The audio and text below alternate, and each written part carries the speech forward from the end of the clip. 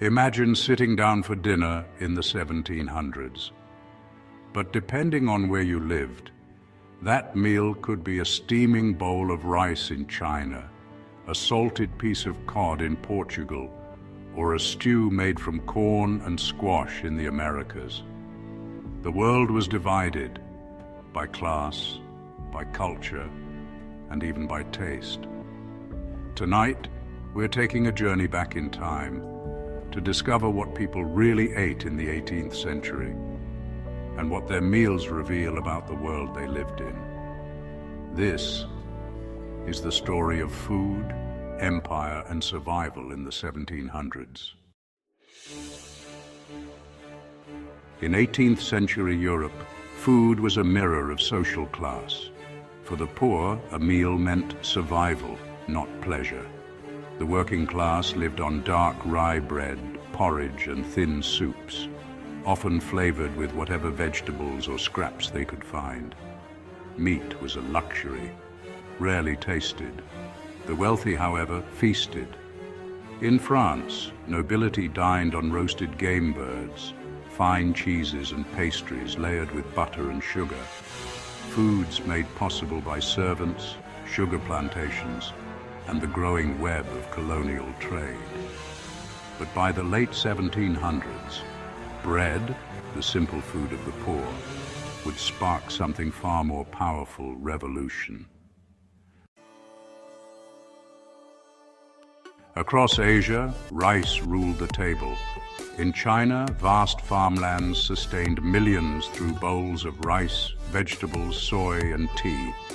Street vendors sold noodles and dumplings, the lifeblood of busy cities like Beijing and Guangzhou.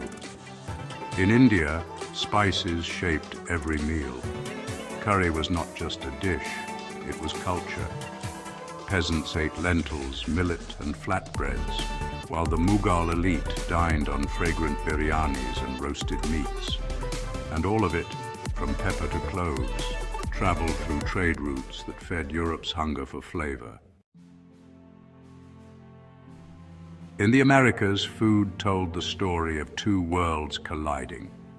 Native peoples sustained themselves with corn, beans, squash, potatoes, and fish, ingredients that would eventually change global diets forever. But colonization brought new crops, livestock, and diseases, transforming what people ate and how they lived.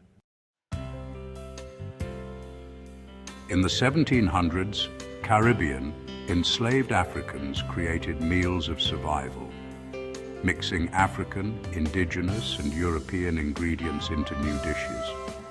From plantains to okra stews, their food became a silent resistance, a preservation of identity in a brutal system.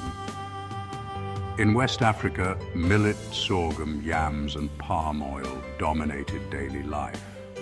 Meals were communal, stews simmering in iron pots, shared among families. In the Middle East, the Ottoman Empire connected continents through food. People dined on lamb kebabs, bread baked in clay ovens, olives, yogurt, and coffee, the drink that would soon conquer the world. Here, food was both survival and symbol, a ritual of hospitality, faith, and power. The 1700s marked the dawn of global eating. The Columbian Exchange had already changed everything. Sugar from the Caribbean, coffee from Arabia, potatoes from the Andes, and spices from Asia filled tables across the world. But behind every new flavor was a hidden cost: slavery, exploitation, and empire. The meals of the 18th century weren't just about taste, they were about control.